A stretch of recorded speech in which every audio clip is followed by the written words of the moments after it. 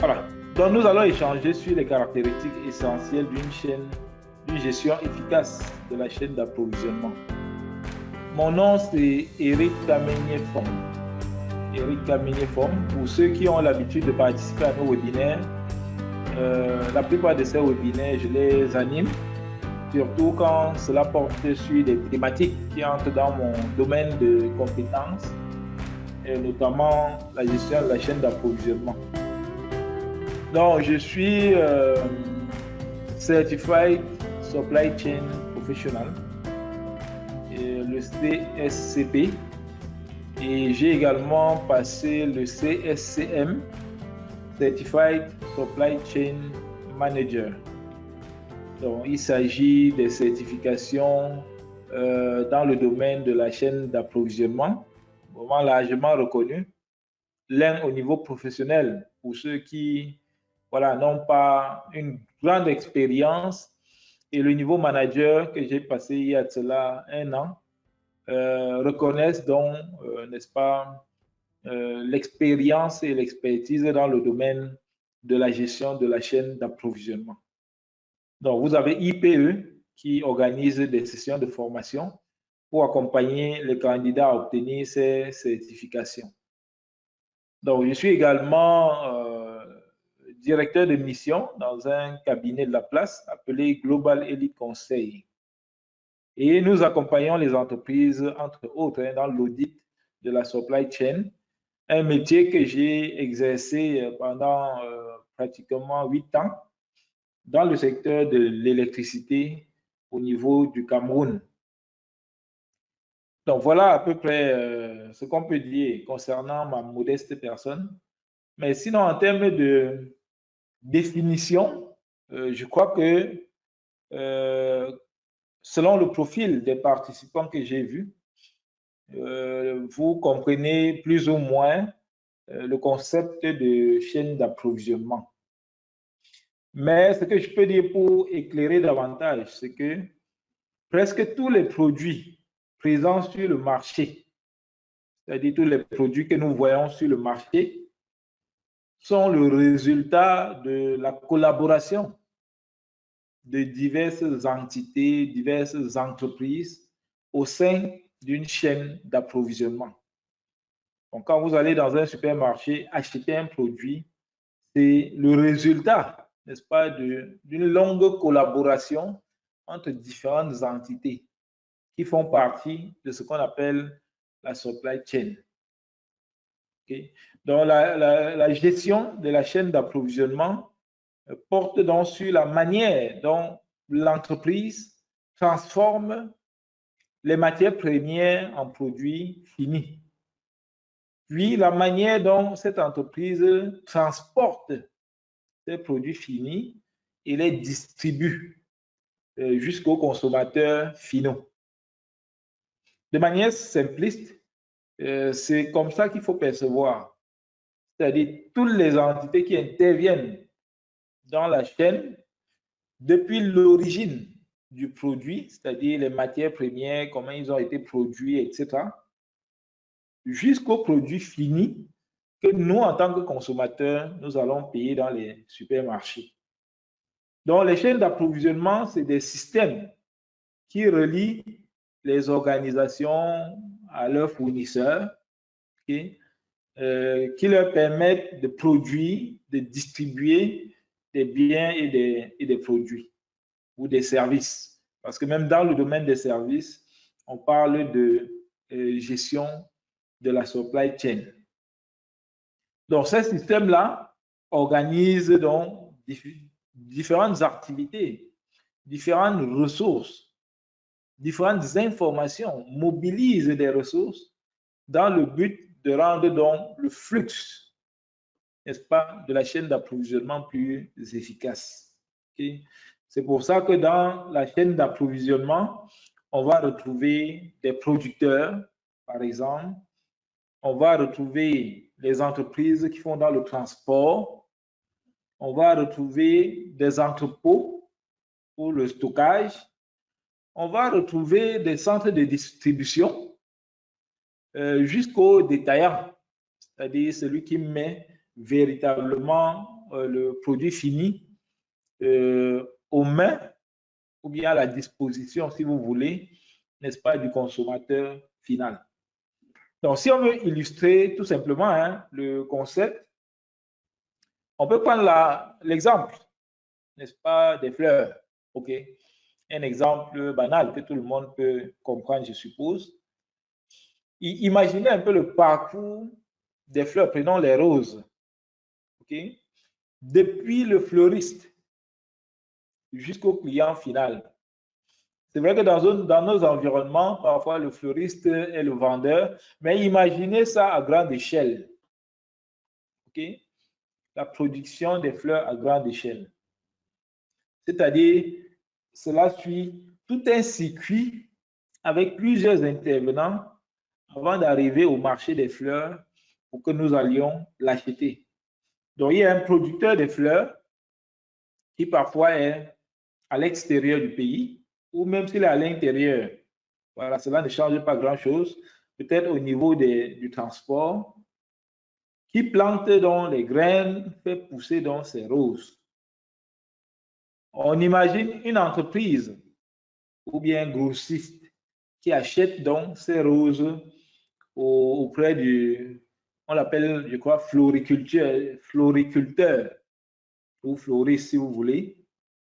Il les achète, il les transporte à travers des entreprises de transport vers des entrepôts où il va les stocker et maintenant il les vend au fleuriste qui est considéré ici comme le détaillant parce que c'est le fleuriste qui va vendre dans les produits ou bien les fleurs aux clients finaux ou les consommateurs finaux. Pardon.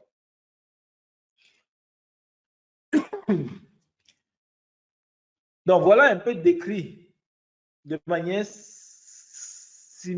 on va dire simpliste, la chaîne d'approvisionnement telle qu'on devrait, n'est-ce pas, la percevoir. Maintenant, gestion de la chaîne d'approvisionnement, c'est donc de concevoir et mettre en œuvre donc un processus qui vous permette de rendre tout ce système-là efficace et rentable pour l'entreprise. Okay? Quand on dit manager de la chaîne d'approvisionnement, c'est que vous allez gérer le système de bout en bout de telle sorte que cela soit rentable et efficace pour l'entreprise. Tout dépend à quel niveau de la chaîne votre entreprise se trouve. Mais quoi qu'il en soit, l'objectif reste le même. Parce qu'aujourd'hui, les entreprises comprennent, avec la mondialisation, que la rupture, par exemple, d'un seul maillon de la chaîne d'approvisionnement coûte en temps et en argent. Okay? Ou l'inefficacité d'un seul maillon dans la chaîne d'approvisionnement coûte énormément en temps et en argent. Que ce soit au niveau du producteur, au niveau du transporteur, du grossiste, etc., au niveau du stockage, tout cela, si un mécanisme n'est pas mis en œuvre donc pour rendre cela efficace, cela va vous coûter beaucoup d'argent.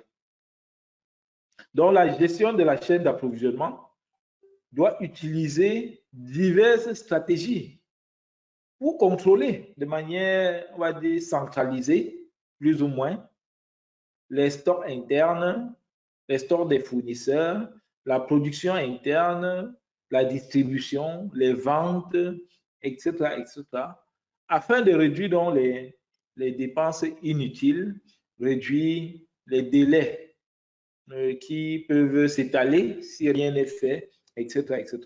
Donc, il s'agit de rationaliser les activités de la chaîne d'approvisionnement de telle sorte que, voilà, l'ensemble de la chaîne soit plus rapide. OK? En fait, c'est un élément central parce que la supply chain aujourd'hui dans les entreprises constitue l'une des activités les plus importantes, sinon la plus importante, surtout dans le secteur industriel, okay, où on va beaucoup parler de matières premières, d'approvisionnement, de stockage, okay, de production, etc., etc. Cela permet à l'entreprise d'être compétitive tel qu'on va le voir aujourd'hui et créer de la valeur pour le client, que ce soit le client interne que le client final. Donc, nous, en tant que manager de la chaîne d'approvisionnement, on doit s'appuyer donc sur l'analyse des données, sur les informations pour prendre des décisions importantes dans les éléments de la chaîne. Okay? Donc, il faut aider les fabricants, il faut aider les détaillants à produire, à transporter et à éliminer tout ce qui peut être considéré comme boulot d'étranglement. Voilà à peu près la différence qu'on peut percevoir entre la chaîne d'approvisionnement, qui inclut les différents acteurs, et la gestion de la chaîne d'approvisionnement, qui permet donc de piloter les informations, piloter le processus de telle sorte à le rendre plus efficace.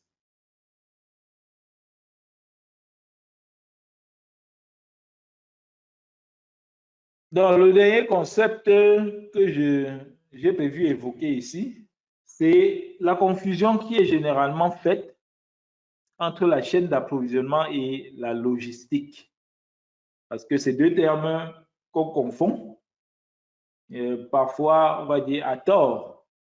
Parce que dans la chaîne, dans la gestion de la chaîne d'approvisionnement, la logistique est un maillon de la chaîne, responsable donc du mouvement et du stockage des biens et des services, okay?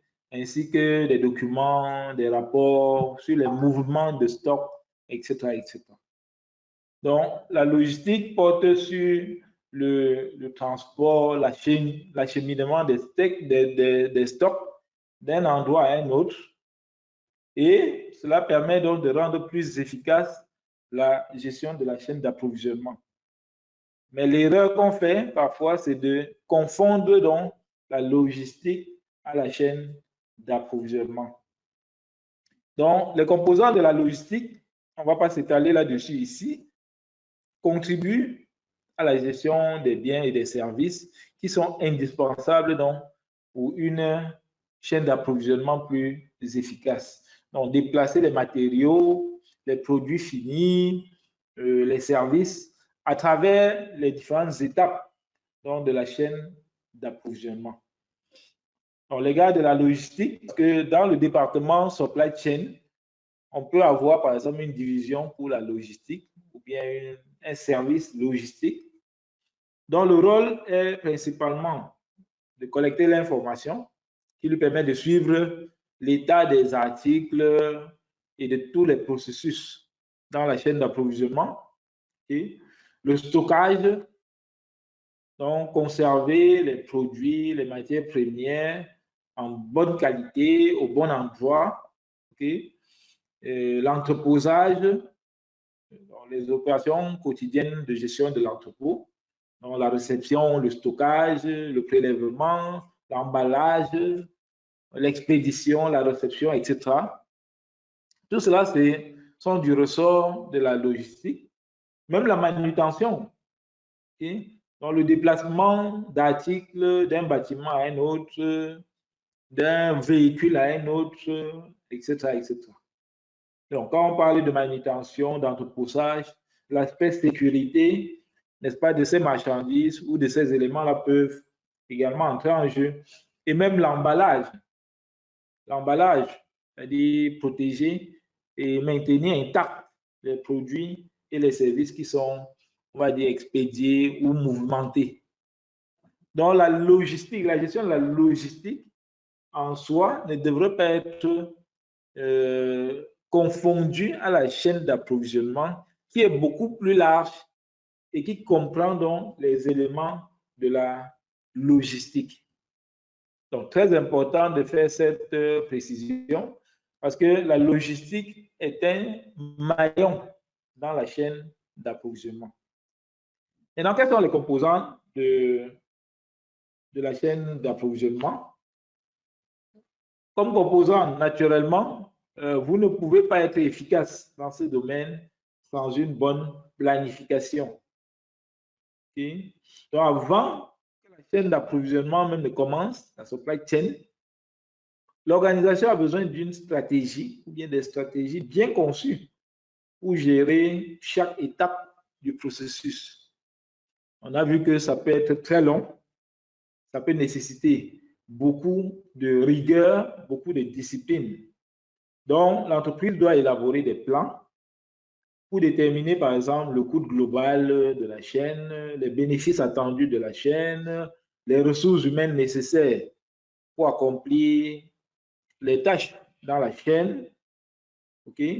Donc, peser le pour et le contre des diverses méthodes de gestion des éléments de la chaîne qui seront adoptés et parfois même en arriver à élaborer un plan directeur sur la façon dont la chaîne d'approvisionnement sera pilotée au sein de l'entreprise. Et à ce niveau, donc, on peut déterminer même les mesures, les indicateurs de performance qui nous permettront, n'est-ce pas, d'évaluer l'efficacité avec laquelle la chaîne d'approvisionnement pourra répondre aux objectifs organisationnels et même aux besoins des clients. Donc, on aura peut-être d'autres webinaires sur les KPI, notamment les indicateurs de performance de la chaîne d'approvisionnement. Mais tout cela doit être déterminé au niveau de la planification. Après la planification, donc, c'est le sourçage. Une fois qu'on a déterminé les besoins en matériaux, il faut donc approvisionner. Donc, la deuxième étape dans la gestion de la chaîne d'approvisionnement, c'est le sourçage. Donc, les entreprises font généralement appel à des fournisseurs pour obtenir des matières premières nécessaires à la fabrication de leurs produits.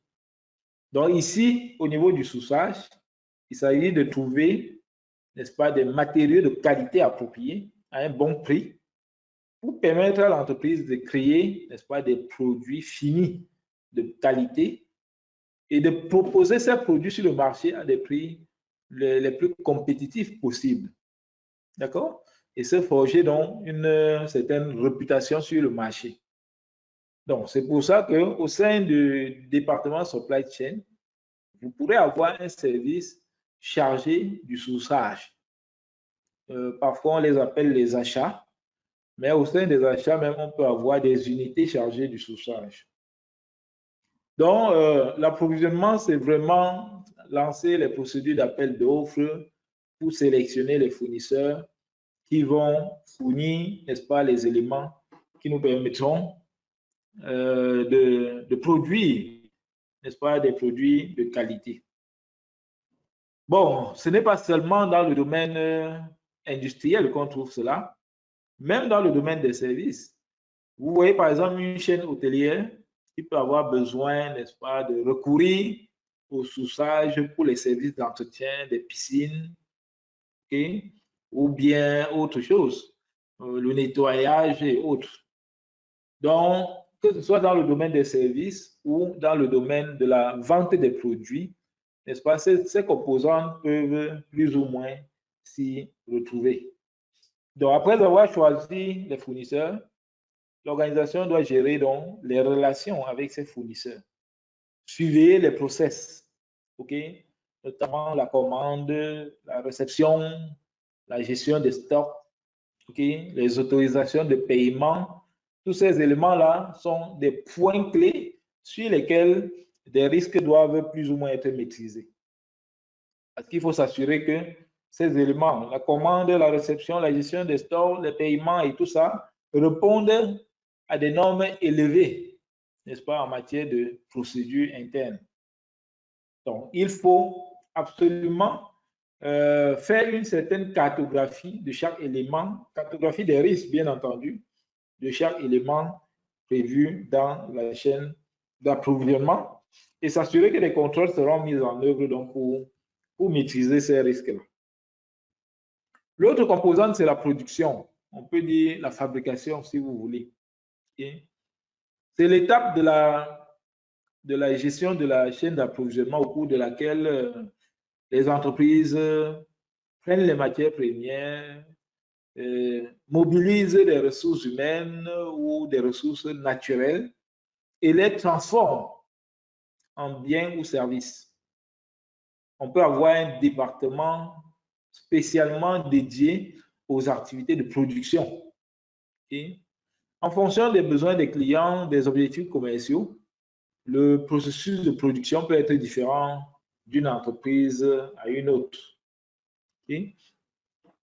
Donc, si vous êtes dans une entreprise, par exemple, qui produit des biens et des services en grand nombre, en grand volume, notamment, on va dire quoi, les ampoules électriques, les aliments, etc., vous allez probablement choisir un modèle de production en masse, à grande échelle, on va dire en série. Donc, des infrastructures, des machines seront achetées dans ce sens-là pour assurer une production de masse. Ce qui n'est pas forcément le cas dans les entreprises qui fabriquent des articles en fonction des préférences et des demandes individuelles des clients. Okay? Si un client doit commander par exemple un véhicule et on adapte, on personnalise le véhicule selon ses envies, vous verrez que le dispositif de production pourra sensiblement être différent. Donc, les processus de production en ce moment seront personnalisés puisque ce n'est pas standardisé. Okay? Donc, au niveau de la fabrication ou de la production, on peut retrouver des éléments comme l'emballage, l'assemblage, parce que l'emballage, c'est au niveau des stocks. On peut dire l'assemblage, les tests de qualité pour s'assurer que c'est des produits de qualité qui sortent de ces usines-là, et peut-être l'emballage pour la livraison au cas où ces produits ne vont pas forcément rentrer dans un stock. Et même dans certains cas, si ça doit rentrer dans les stocks, ça peut rentrer déjà emballé. Donc, tout dépend des besoins spécifiques de l'entreprise. Donc, si on veut s'assurer que les produits répondent aux normes spécifiées et que la fabrication ou la production est efficace, les professionnels que nous sommes de la chaîne d'approvisionnement doivent décider de la meilleure façon d'exécuter des tâches, n'est-ce pas, liées à la production. Okay?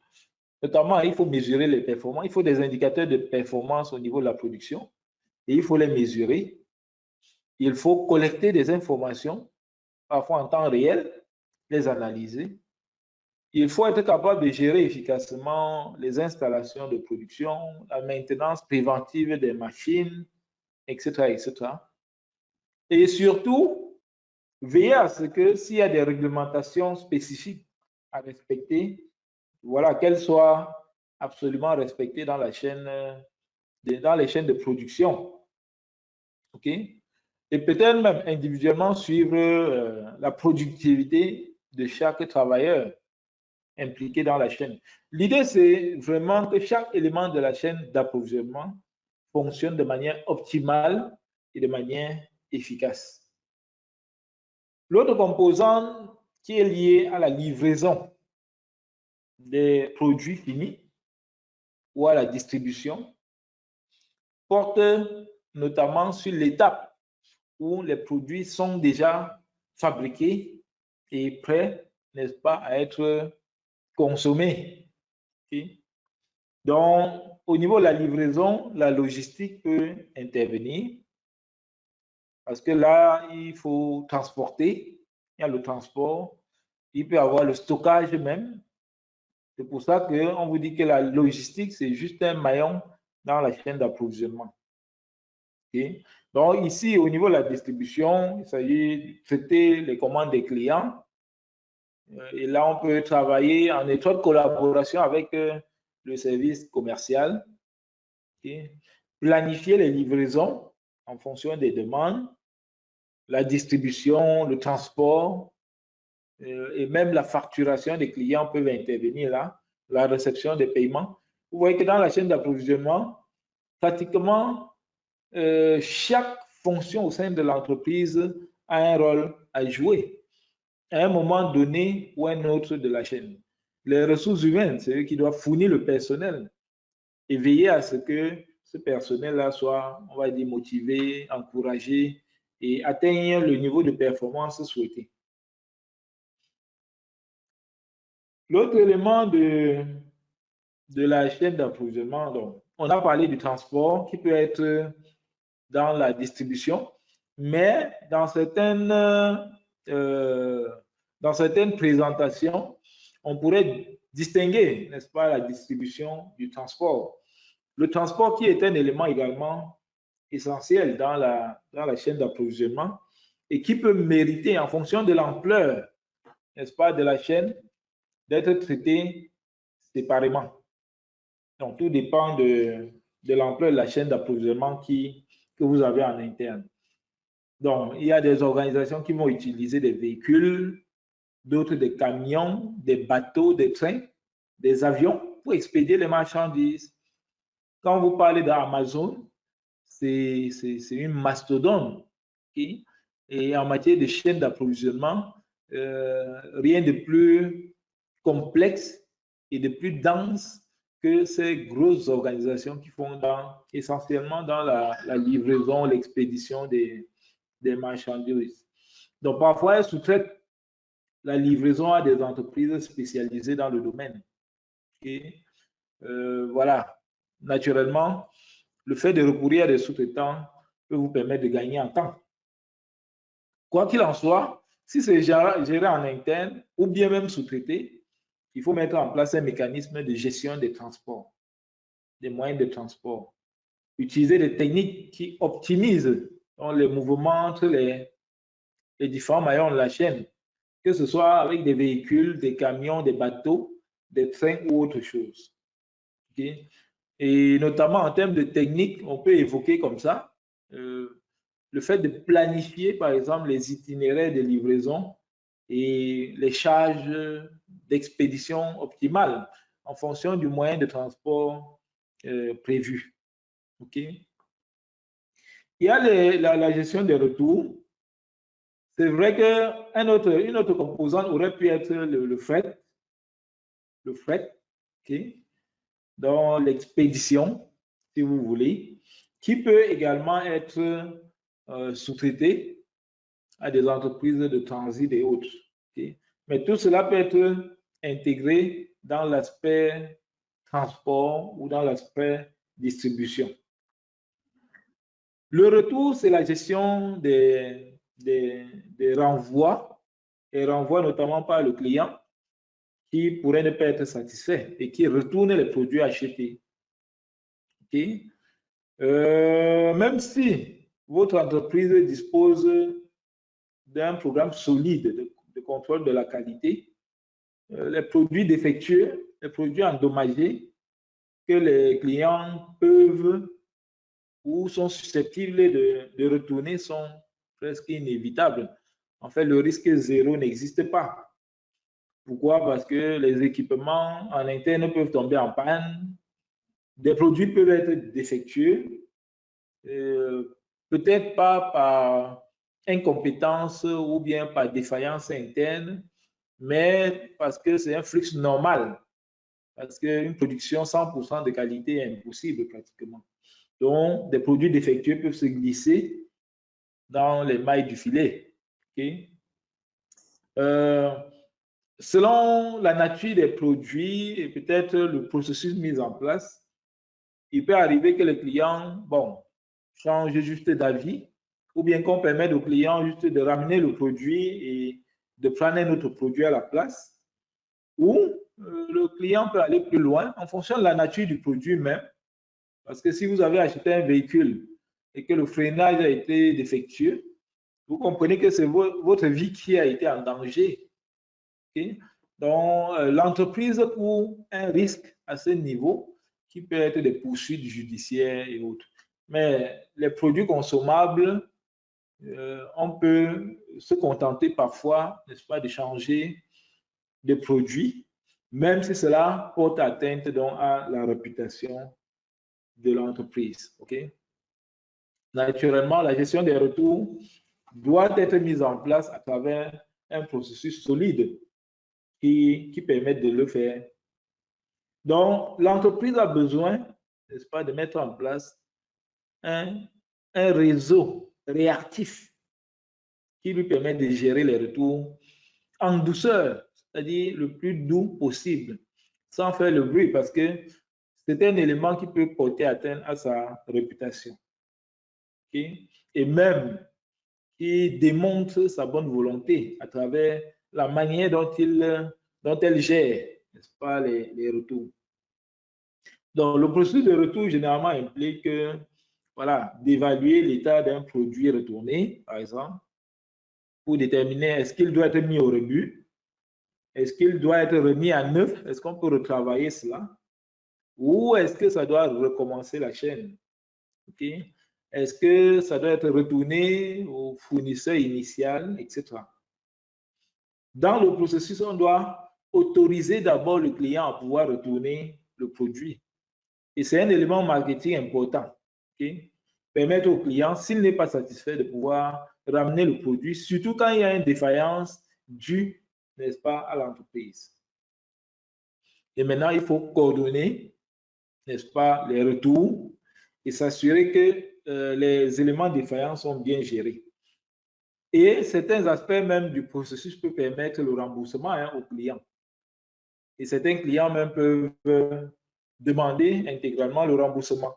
Si vous êtes dans le domaine, par exemple, de la boulangerie, OK, et que vous achetez un gâteau, vous vous rendez compte que dans ce gâteau, il y a des insectes, il vous sera difficile de ramener le gâteau et de demander qu'on le change pour vous donner un autre. En ce moment, un remboursement peut être plus approprié. Donc, en fonction de la nature, n'est-ce pas, du produit, des mécanismes spécifiques, n'est-ce pas, peuvent être mis en œuvre. En termes de processus de base de la gestion de la chaîne d'approvisionnement, il faut savoir qu'il y a quand même quelques points clés qu'il est important de pouvoir gérer.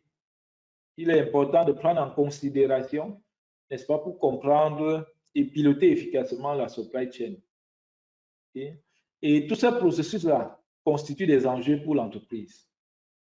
Peu importe le type, n'est-ce pas, de chaîne d'approvisionnement que vous utilisez. Vous avez par exemple la gestion de la relation client. Et c'est l'élément qui généralement vient en premier. Okay? Vous devez vous adapter. Vous devez vous adapter dans la chaîne d'approvisionnement au client.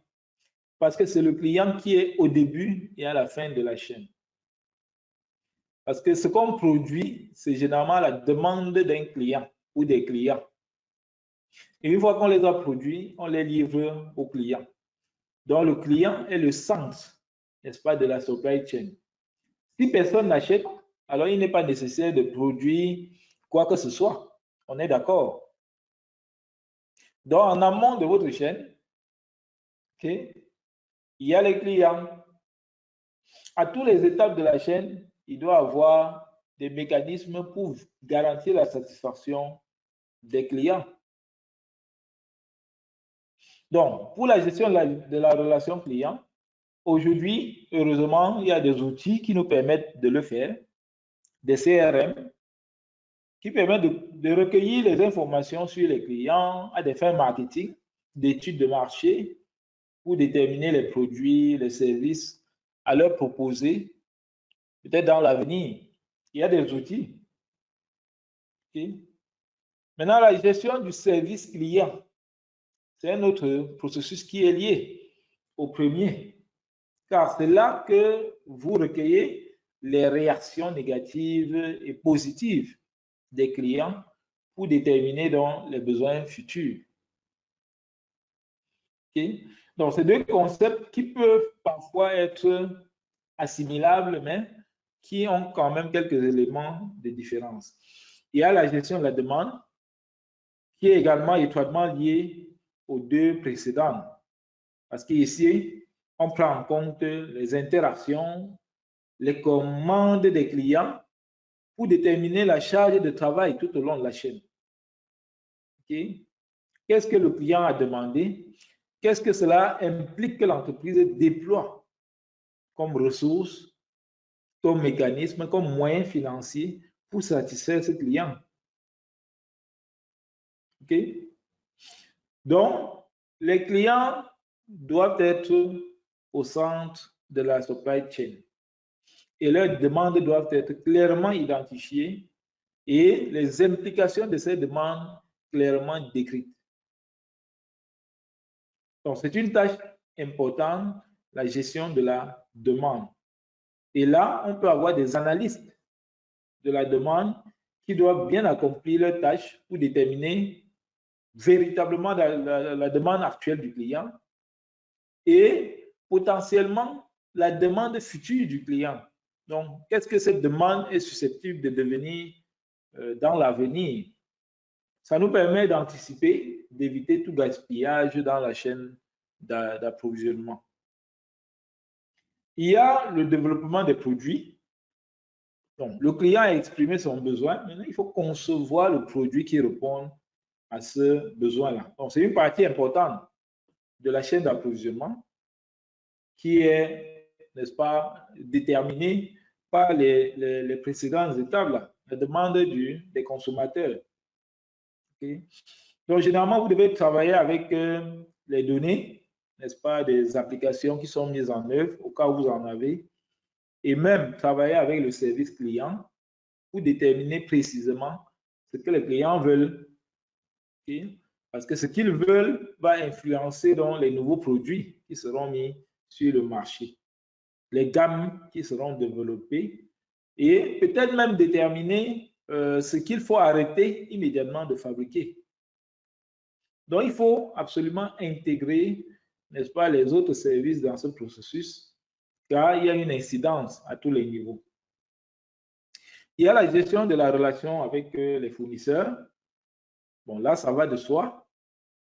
Parce que si vous voulez fabriquer vos produits dans les délais et le budget imparti, vous devez entretenir de solides relations avec tous les acteurs de la chaîne. Okay? Surtout les acteurs de la chaîne de sous-traitance, notamment les fournisseurs. Pourquoi? Parce que les performances du fournisseur, n'est-ce pas, ont une incidence directe sur la gestion des flux de fabrication au sein de l'entreprise. Un retard de livraison par le fournisseur, vous imaginez l'incidence qui peut aller jusqu'à l'insatisfaction même du client final qu'on cherche à servir. Okay? Donc, il faut s'assurer que tout arrive à destination dans les délais et dans la bonne vitesse. L'exécution des commandes. Donc là, c'est coordonner, n'est-ce pas, les centres de distribution, les points de vente au détail, notamment si vous avez sous-traité par exemple certains aspects de la logistique, notamment les transports, il faut coordonner tout cela pour que le produit soit livré directement, n'est-ce pas, au client, de telle sorte que ce client-là soit satisfait. Et à ce niveau, il faut également des indicateurs qui permettent de s'assurer que les délais ont été respectés. Donc, à ce niveau, on rentre pratiquement au début du cycle. Hein. Donc, c'est un cycle qui peut être, comment on appelle, en cercle. Le même cycle doit continuer pour assurer, n'est-ce pas, une chaîne d'approvisionnement efficace dans le temps et en continu. Donc, il faut prêter attention aux éléments qui constituent le processus de base de la chaîne d'approvisionnement. Le dernier élément qu'on a évoqué tout à l'heure, c'est comment on gère les retours. Okay? On appelle également ça chaîne d'approvisionnement inverse. Parce que la chaîne d'approvisionnement normale, c'est de faire sortir les produits de l'entreprise vers les clients. Quand c'est les clients qui vous renvoient, on peut parler de chaîne d'approvisionnement inverse. Donc, c'est une partie essentielle du flux de produits qui ne s'inscrit pas parfaitement dans le cycle de la chaîne d'approvisionnement propre. Déjà, dans certaines entreprises, il n'y a pas un accent particulier, n'est pas mis là-dessus, peut-être à tort, mais elle consiste donc à récupérer les défauts identifiés par les clients, bien que l'intérêt de l'entreprise, c'est vraiment de pouvoir identifier ces défauts en interne avant que ça n'aille chez le client. Mais s'il y a une probabilité qu'il y ait des défauts, naturellement, il faut mettre en place une unité qui est chargée donc de gérer les retours. Et ces retours-là, ça peut être à partir des points de vente. Généralement, c'est le cas. Okay? Donc, maintenant, une fois qu'on retourne, qu'est-ce qu'on en fait? Est-ce qu'on remet en stock? Est-ce qu'on remet dans le circuit de production pour corriger? Est-ce que tout dépend, n'est-ce pas, du type de produit et des besoins internes de la chaîne d'approvisionnement? Donc, voilà un peu les processus de base de la chaîne d'approvisionnement qu'il faut mettre en place et dont il faut s'assurer de l'efficacité.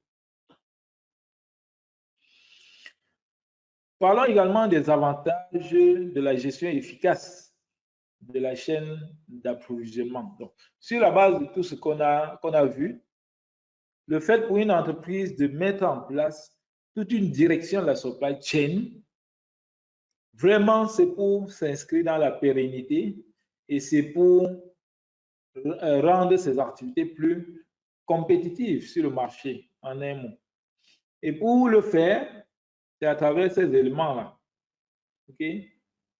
Donc, nous avons pris connaissance jusqu'à présent de la chaîne d'approvisionnement en termes d'interconnexion et d'influence mutuelle même entre plusieurs éléments que constitue la chaîne.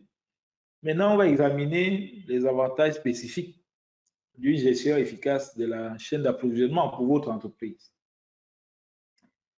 Donc, indépendamment des stratégies que vous mettez en place pour la chaîne d'approvisionnement, on va dire que l'objectif reste d'améliorer la satisfaction des clients. Et des problèmes dans la chaîne d'approvisionnement peuvent entraîner, n'est-ce pas, plusieurs, on va dire quoi, des désagréments au niveau, n'est-ce pas, du client. Notamment l'incapacité à répondre à la demande d'un client. Ça, c'est un élément désagréable.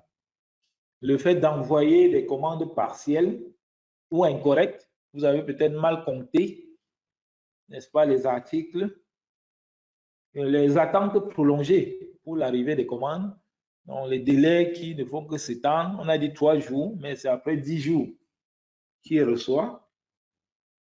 Ou bien des produits qui ne sont tout simplement pas au bon endroit, au bon moment.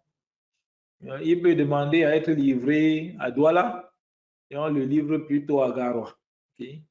Vous verrez que même s'il ne dit rien, cela laisse un goût plus ou moins amer. Et si vous êtes dans un secteur concurrentiel, c'est un élément qui peut compter. Donc, une gestion efficace de la chaîne d'approvisionnement et la rationalisation du flux de produits vous aideront donc à minimiser donc de tels événements et garantir que les clients seront satisfaits ou bien que leur satisfaction sera élevée. Un autre avantage, c'est la réduction des coûts au niveau de l'exploitation. Il faut savoir que les inefficacités qu'on relève dans la chaîne d'approvisionnement peuvent avoir un impact énorme sur les résultats, notamment les résultats financiers. Okay? Donc, il faut réduire les coûts dans la chaîne et réduire également le temps nécessaire pour qu'un produit fini arrive dans les mains du client. En réduisant le temps et les coûts, vous verrez que les résultats en termes financiers vont forcément s'améliorer. OK? Donc, ne nous contentons plus de rechercher seulement des inefficacités au sein des opérations. Nous devons travailler, n'est-ce pas, pour rendre la chaîne d'approvisionnement le plus efficace possible. C'est pour ça qu'aujourd'hui, on parle des méthodes comme le juste à temps, le just in time, et dans les programmes de certification que j'ai évoqués, le Certified Supply Chain Professional et même le Certified Supply Chain Manager, le juste à temps, c'est un chapitre vraiment important qui couvre, n'est-ce pas, les éléments à mettre en place pour réduire à sa stricte expression dans les délais au niveau de la chaîne logistique, notamment des stocks. donc réduire massivement les coûts de stockage, d'entreposage et autres coûts liés, n'est-ce pas, à la chaîne logistique. L'autre élément, c'est l'amélioration du flux de trésorerie qui est lié à tout ce que j'ai dit. Donc, les chaînes d'approvisionnement efficaces sont celles-là qui, n'est-ce pas, permettent d'améliorer le flux de trésorerie. Si le client est satisfait, naturellement, il sera plus fidèle, il va acheter davantage, il va recommander l'entreprise, il va. Okay? Et si on améliore et on réduit les dépenses inutiles, les coûts excessifs, naturellement, cela contribue à augmenter le résultat. Donc, si la chaîne d'approvisionnement est gérée efficacement, on peut prévoir avec précision ce qu'on va vendre cette année, la quantité de produits dont on aura besoin pour satisfaire nos clients habituels et même nos clients potentiels. Okay? Cela nous permet donc de pouvoir même anticiper et prévoir le flux de trésorerie qu'on aura. Okay? Donc, amélioration du flux de trésorerie, approvisionnement et des achats plus efficaces. Parfois, quand on parle de supply chain, les gens voient seulement les achats. C'est juste un élément ou un maillon dans la chaîne. Okay? Donc, les achats plus efficaces au niveau de la gestion des fournisseurs, des approvisionnements, qui vous permet donc de trouver rapidement et de manière efficace les meilleurs fournisseurs pour vos produits et services, de telle sorte que, parce que les matières premières qu'on reçoit, la qualité de ces matières premières détermine également la qualité des produits finis qu'on va livrer aux consommateurs. Donc, la gestion des achats est essentielle parce que c'est à ce niveau-là qu'on doit avoir une idée claire des exigences de qualité par rapport aux produits qu'on veut acheter, du profil de fournisseur que nous voulons, où est-ce qu'on peut le trouver, est-ce qu'il peut répondre à nos attentes, okay? Et travailler avec eux tout au long de la chaîne pour qu'ils atteignent le niveau de qualité requis. Okay? Donc, l'excellence dans la chaîne d'approvisionnement peut commencer même au niveau des appros, au niveau des achats. Donc, garantir l'approvisionnement en matières premières, c'est dans le même sens. Okay? Donc, on a dit la chaîne d'approvisionnement ne concerne pas seulement les processus commerciaux. Cela commence même parfois en amont, au niveau des achats, parce que quand on parle des achats dans les grands groupes, les acheteurs peuvent même se déplacer pour aller, n'est-ce pas, auditer les fournisseurs, auditer le système de production des fournisseurs, puisque la qualité de nos produits repose donc sur la qualité des matières qu'eux, ils vont nous livrer. Et la relation fournisseur est là donc pour travailler en étroite collaboration avec ce fournisseur, de telle sorte que chacun respecte les exigences contractuelles. Une meilleure gestion des stocks, je l'ai évoqué, notamment avec le juste à temps, parce que le stockage est un élément important dans la supply chain. Le bon produit au bon endroit, au bon moment. Et ça, l'intérêt même d'un bon stockage. Et il y a également les coûts dans la gestion des stocks. Alors, à ce niveau, vous aurez des indicateurs, des KPI, qui vous permettront donc de vous assurer que la gestion des stocks est bien menée. Okay? Les partenariats, notamment avec les distributeurs. Aujourd'hui, de nombreuses entreprises commettent l'erreur de penser que l'arrivée d'un produit en magasin ou dans un centre de distribution marque donc la fin de la chaîne d'approvisionnement. C'est une erreur. Et par conséquent, elles n'entretiennent pas vraiment de relation avec les distributeurs. Pourtant, elles dépendent de ces distributeurs-là pour mettre le produit final entre les mains de leurs clients. Donc, la chaîne d'approvisionnement ne s'arrête pas lorsque les produits arrivent au centre de distribution. Non. Il faut maintenir une relation autant il y a une relation fournisseur, il doit avoir une relation avec les clients en passant par les distributeurs.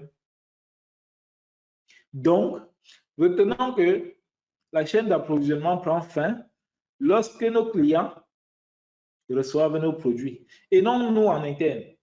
Lorsque le client reçoit les produits. Donc, il faut tisser des partenariats avec des distributeurs, qu'ils soient internes ou non, mais généralement, ils sont externes. C'est un élément crucial de la stratégie de la chaîne d'approvisionnement qu'on doit mettre en place ou des améliorations qu'on doit apporter. Il y a également des normes juridiques, il y a des lois qui encadrent, n'est-ce pas, la gestion des flux au sein de la chaîne d'approvisionnement. Et il faut s'assurer que l'entreprise les respecte. Donc, on est tenu d'être conforme aux normes juridiques et éthiques. Okay? Et on est tenu donc d'imposer également à nos fournisseurs de se mettre en règle et même à nos distributeurs. Parce que notre responsabilité peut être engagée de par le partenariat que nous avons avec eux. Okay? Donc, il faut qu'ils mettent en place la transparence, okay, pour nous rassurer, pour que tous les intervenants dans la chaîne soient rassurés que voilà, chacun à son niveau respecte les engagements juridiques et même légaux et même éthiques. Et le dernier avantage qui est mentionné là, c'est l'avantage concurrentiel. Et ça va de soi. Okay? Vous comprenez donc que la chaîne d'approvisionnement a des complexités et des défis uniques qu'on ne retrouve pas forcément dans d'autres processus ou fonctions de l'entreprise. Donc, plus il vous est facile d'identifier les inefficacités et les domaines à améliorer, n'est-ce pas, dans la chaîne d'approvisionnement, plus l'entreprise pourra, n'est-ce pas, faire face à ses concurrents. Donc, la chaîne d'approvisionnement doit être une priorité pour l'entreprise. Parce que c'est ça qui donne l'avantage concurrentiel tant recherché. Maintenant, l'entreprise, si vous ne gérez pas bien votre chaîne d'approvisionnement, sachez que le concurrent, lui, il ne néglige pas cela et ça peut justifier pourquoi le concurrent est devant vous. Donc, il y a donc 10 clés pour une gestion efficace de la chaîne d'approvisionnement. Parce que, disons que 2 chaînes de restaurants, par exemple, peuvent avoir une activité similaire, okay, les mêmes menus, le même concept même, des mêmes stratégies, même d'approche de mise sur le marché de leurs produits. Mais on a du mal à expliquer pourquoi l'une parvient, n'est-ce pas, à surpasser l'autre en termes de chiffre d'affaires, en termes de fidélisation des clients, en termes de ceci ou de cela. Cela peut se justifier par la manière dont l'un des restaurants gère sa chaîne d'approvisionnement. Parce que c'est ça qui fait parfois la différence. Okay?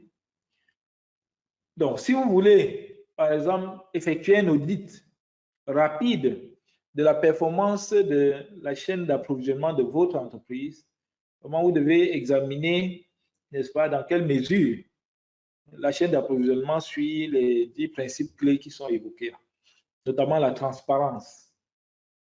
C'est vraiment le premier commandement de la chaîne d'approvisionnement ou de la gestion de la chaîne d'approvisionnement. Rechercher la transparence dans l'ensemble des relations de l'entreprise en matière de sourçage, comme on a vu dans les processus, en matière d'approvisionnement, en matière de logistique, etc. Donc, toutes les composantes de la chaîne. La transparence est essentielle.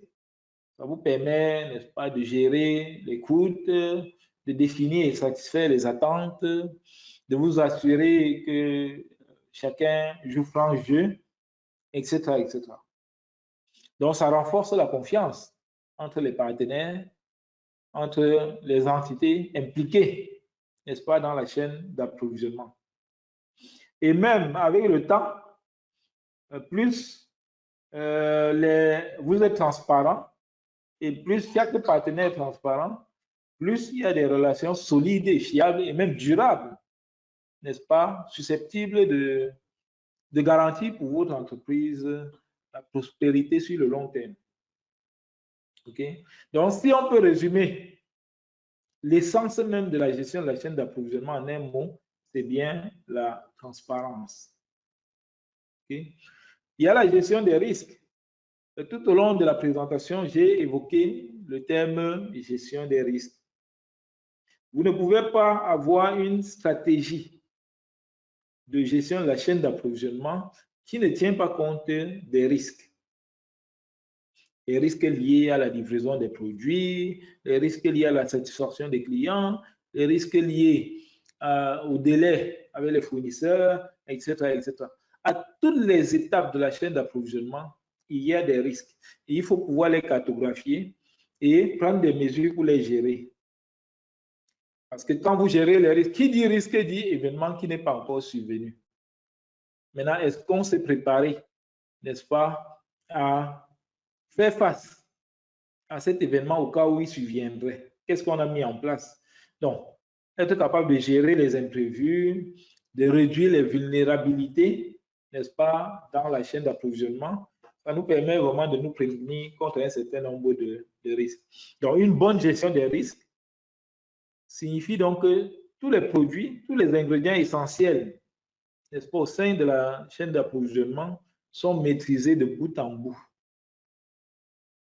Okay? Et que vous comprenez parfaitement quelles sont vos forces, vos faiblesses et les capacités des intervenants, notamment les fournisseurs, n'est-ce pas, à respecter les différents accords que vous avez tissés avec les éléments de la chaîne. Respecter les contrats, honorer les contrats, ça va de soi. Okay? Pourtant, voilà, dans les chaînes d'approvisionnement complexes, on est obligé parfois de faire des audits de conformité, des rapprochements de factures, des évaluations pour déterminer est-ce que l'entreprise a respecté les termes contractuels ou bien est-ce que les fournisseurs ont respecté les termes contractuels, les différentes clauses relatives au prix et d'autres éléments. Donc, si la conformité n'est pas respectée, cela augmente immédiatement le coût de la chaîne d'approvisionnement pour l'entreprise. Et quand on dit conformité, ce n'est pas seulement les prestataires ou bien les sous-traitants qui doivent être conformes. L'entreprise également doit être conforme dans ses contrats notamment. Si vous avez prévu que une fois que le produit est livré, vous payez sous 60 jours, respectez cet engagement contractuel. Cela maintient la confiance. Okay? Communiquer, c'est également l'une des clés. Il faut une communication cohérente. C'est pour ça que vous avez un service relation client, relation fournisseur, relation ceci et cela. Parce que la communication doit être vraiment l'oxygène qui, n'est-ce pas, maintient tous les éléments de la chaîne en vie. Et on parlait d'une communication bidirectionnelle dans tous les sens. Créer des mécanismes pour tout le monde de pouvoir se comprendre, de pouvoir parler le même langage. Exploiter la technologie, on tirait parti de la technologie et dit qu'aujourd'hui, on a la chance parce qu'il y a des logiciels même, des ERP conçus pour la gestion de la chaîne d'approvisionnement. Okay? Et qui permettent d'automatiser, n'est-ce pas, un certain nombre d'éléments qu'on a vus aujourd'hui et même de maîtriser davantage les risques qu'on a évoqués. Parce que même la fixation des prix des produits n'est plus fait au hasard. C'est automatisé dans l'application et les prix respectent certaines formules qui sont déjà dans les applications. Le respect des contrats est automatisé.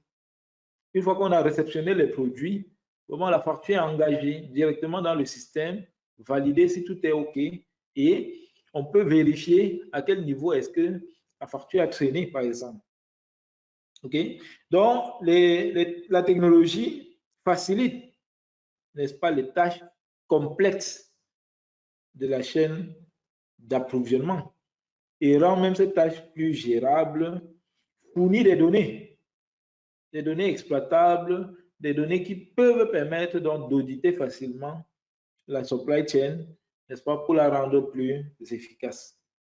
Donc, vous pouvez adopter ou choisir, n'est-ce pas, une application en fonction de la complexité de votre chaîne d'approvisionnement. On ne cessera de le dire, la supply chain repose sur la collaboration avec les fournisseurs, avec les distributeurs, avec tous les opérateurs, les transporteurs, etc. C'est toute une machine qui doit être mise en place. Okay? Et dans cette machine, la communication, la collaboration est vraiment l'essence. Parce que la collaboration, c'est un peu comme l'embrayage qui permet à tout un chacun d'interagir, n'est-ce pas, pour obtenir les résultats. Donc, les achats, les fournisseurs, pour garantir, par exemple, que le bon produit est disponible au bon prix. Il faut collaborer, il faut échanger, il faut communiquer. La collaboration entre les services marketing, les opérations, les promotions et autres. Donc, tout cela, que ce soit en interne ou en externe, cela se base sur la collaboration. Ça veut dire que au sein de l'entreprise, la chaîne d'approvisionnement ne peut pas être efficace si les différentes fonctions fonctionnent en silo. C'est-à-dire que les gens se comportent en entreprise comme s'ils étaient une entreprise au sein de l'entreprise. Et ils ne perçoivent pas la relation avec les autres fonctions de l'entreprise. C'est vraiment une collaboration. Comprendre qui est responsable. Il faut attribuer des responsabilités à tous les niveaux de la chaîne, que ce soit le sourçage, l'approvisionnement, que ce soit la maîtrise des coûts de transport, qui est le principal responsable, la distribution, les expéditions, ok, et tous les éléments de la chaîne d'approvisionnement, il faut qu'il y ait des responsables. Et il faut mettre en place une structure organisationnelle qui facilite donc le pilotage de la chaîne d'approvisionnement et qui attribue donc cette responsabilité individuelle et collective aux collaborateurs. Donc, gérer les relations, ça va dans le même sens. Il faut piloter les relations. C'est pour ça que vous avez des fonctions, relations clients, relations fournisseurs et même des relations en interne au sein des équipes. Vous avez, comment on appelle, les séances de team building qui permettent aux membres, par exemple, d'une même équipe, n'est-ce pas, de nouer des relations qui leur permettent de collaborer davantage et de travailler avec beaucoup plus d'efficacité. Donc, les relations, c'est autant en interne, entre les unités, qu'en externe, avec les différentes entités qui interviennent, n'est-ce pas, dans la chaîne. La relation également facilite l'évaluation des performances. Il faut tenir des réunions et à travers les réunions, on peut avoir un certain nombre d'informations. Gérer les relations permet d'obtenir les informations à temps. Quand vous demandez quelque chose, on vous fournit à temps. Et ça vous permet donc de faire un travail plus efficace. Donc, c'est au niveau de... On doit voir le partenariat, en fait. Le partenariat entre l'entreprise et les autres maillons de la chaîne. On peut avoir besoin de personnaliser. J'ai pris le cas, par exemple, d'une chaîne d'approvisionnement qui repose sur un produit qui doit être personnalisé. Tout dépend de l'offre que l'entreprise met sur le marché. Okay? Et d'ici, vous fabriquez les allumettes, vous comprenez que ce n'est pas des produits personnalisés. Mais si vous vendez des véhicules de luxe, par exemple, ça peut être considéré comme des produits personnalisables. Il peut y avoir un besoin de personnalisation qui va forcément affecter la chaîne d'approvisionnement. Okay? Donc, il faut tenir compte de cela pour déterminer la stratégie à mettre en place et embaucher des spécialistes. Ce qu'on constate dans les entreprises, c'est que tout le monde est affecté, n'est-ce pas, dans la chaîne d'approvisionnement. C'est une erreur. C'est une erreur. Pourquoi? Parce que il y a des formations, il y a des certifications dans le domaine de la chaîne d'approvisionnement et il est important que chacun comprenne. Parce que vous ne pouvez pas être efficace si vous ne comprenez pas. Il faut que chacun comprenne le rôle qu'il a à jouer et l'interrelation entre le travail qu'il fait et le travail des autres, ainsi que l'efficacité globale de l'ensemble de la chaîne. Donc, il faut vous inscrire au programme de certification en supply chain et inscrire également ou recommander à vos collaborateurs, n'est-ce pas, de suivre des formations de cette nature-là. Okay? Cela permet donc de renforcer tous les éléments de la chaîne. Donc, il y a des carrières en supply chain. C'est un domaine tellement vaste qui implique, n'est-ce pas, plusieurs maillons de la chaîne. On l'a vu. On parle de supply chain business analyst. On le retrouve dans certaines entreprises. Son travail, c'est quoi? Examiner le flux de travail au sein de l'entreprise, trouver des moyens créatifs de rationaliser les processus. Okay? On dit business analyst, c'est un analyste. Lui, c'est comment rendre ça plus efficace. On a les gars qui sont chargés du contrôle des stocks. On peut les appeler les administrateurs du contrôle des stocks ou bien les contrôleurs de stocks, qui sont là pour gérer les données liées à l'inventaire et s'assurer que les stocks sont exacts, comparer les stocks physiques, les stocks théoriques, identifier les écarts, identifier les causes profondes des écarts, etc. etc. Et c'est eux qui interagissent le plus régulièrement possible avec toutes les personnes qui sont liées au stock ou à l'inventaire. On a les spécialistes des achats qui concluent des accords avec les fournisseurs, qui comparent les offres, etc., qui essaient de minimiser les coûts d'achat tout au long de la chaîne. Et on a les procurement managers, c'est les responsables des achats, qui vont rechercher, évaluer, acheter de grandes quantités de produits pour les entreprises afin de les revendre. En fait, le procurement manager, responsable des achats, pilote la fonction achat, dans lequel on a des spécialistes des achats. Et son rôle, c'est de s'assurer que l'entreprise dispose en temps et en qualité et en quantité, n'est-ce pas, de tout ce dont elle a besoin pour assurer ses opérations. Maintenant, il va mettre en place tout un système pour cela. On a les analystes des opérations, donc qui évaluent et qui rendent compte sur comment les activités sont gérées, n'est-ce pas, dans la chaîne, et si ces activités-là génèrent, n'est-ce pas, des revenus pour l'entreprise, la valeur ajoutée pour l'entreprise. On peut avoir des material planning managers. En fait, c'est les responsables de la planification du matériel. Ils vont planifier, contrôler, gérer les produits et les matériaux qui sont nécessaires donc, à la fabrication de tout ce que vous avez comme produit à mettre sur le marché. Okay? Et il s'assure également qu'il y ait un flux constant de matériaux pour que l'usine ne soit jamais à court. Donc, il y a tellement de fonctions au sein de la chaîne logistique. Il y a même les analystes logistiques qui sont vraiment chargés de veiller à ce que les éléments de la logistique qu'on a évoqués, notamment le transport, l'assemblage et tout ça, soient menés de façon efficace et efficiente et proposer constamment donc des solutions pour améliorer. Donc voilà les deux programmes de certification que j'ai évoqués tout à l'heure. Le CSCP, Certified Supply Chain Professional, et le CSCM, Certified Supply Chain Manager. Donc, si vous voulez en savoir plus sur ces programmes, vous allez, je crois, le numéro de téléphone et l'adresse email de IPE se trouve en bas de l'écran. Vous l'avez juste devant vous.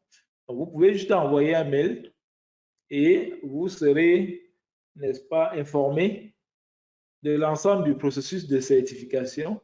Et je pense bien qu'il y a une session de formation qui va débuter bientôt par rapport à ces deux programmes de certification. En fait, la différence entre les deux, c'est tout simplement que le premier, c'est pour ceux qui ont moins de 3 années d'expérience, je pense bien.